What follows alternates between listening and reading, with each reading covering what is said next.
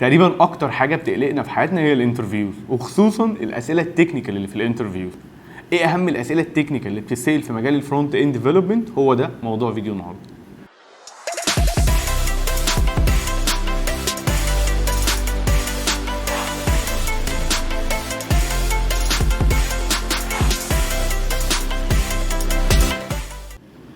احنا عملنا تجربه لطيفه جدا، ان احنا سالنا بعض الطلبه اللي كانوا معانا السايكلز اللي فاتت اللي هم شغالين حاليا، ايه اشهر او اكتر الاسئله اللي قابلتكم في الانترفيوز في الجزء بتاع الفرونت اند.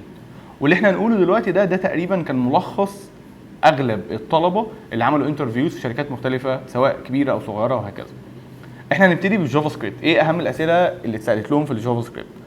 في اسئله مشهوره جدا في الجافا سكريبت، زي مثلا ايه الفرق ما بين النال والانديفايند، زي مثلا ايه الفرق ما بين دبل ايكوال وتريبل ايكوال، زي مثلا يعني ايه سيلف انفوكد فانكشن او جزء الفانكشنز بشكل عام.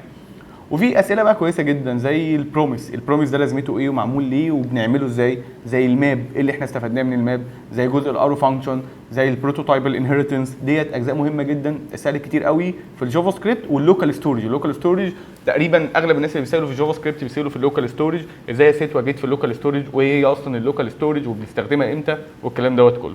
فالبوينتس ديت في الجافا سكريبت لازم تركز عليها جدا جدا وانت شغال في الجافا سكريبت. في برضه بوينت مهمه، ايه الفرق ما بين الفار والليت والكونست؟ تقريبا ده سؤال اساسي بيسال في اي انترفيو في الجافا سكريبت. طيب تعالى للانجلر بقى. لو احنا انجلر ديفلوبرز وهنسال في الانجلر، في شويه حاجات كده لازم تخلي بالك منها. بسم الله الرحمن الرحيم، راوتنج لازم تبقى فاهم راوتنج ده كويس جدا، ازاي بتمبلمنته، والراوتر موديول دوت عباره عن ايه، وايه الحاجات اللي جواه وهكذا. الديبندنسي انجكشن من اهم الحاجات اللي هسال فيها في الانجلر.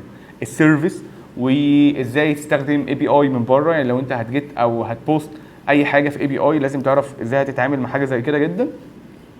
طبعا جزء بقى الكومبوننتس والدايركتيفز والحاجات دي كلها اسئله مشهوره وطبيعيه جدا في الانجلر. الار اكس جي اس بشكل عام، والاوبزرفابلز من اهم البوينتس اللي انت هتسال عليها في الانجلر، ازاي بنستخدمها في الانجلر ولازمتها ايه اصلا، الاوبزرفابلز بتعمل لنا ايه في حياتنا. بالنسبه بقى جزء السي اس اس فيه شويه حاجات بسيطه زي البوكس سايزنج ده لازمته ايه وبيعمل ايه واستفدنا منه ايه، زي الميديا كويري او الريسبونسيف ديزاين بشكل عام والبريك بوينتس اللي موجوده. الفليكس بوكس لازم تسال في الفليكس بوكس لو انت هتسال سي اس اس تكنيكال يعني. ممكن مثلا الفلوت او البوزيشن، دي بعض البوينتس اللي الناس سالت فيها.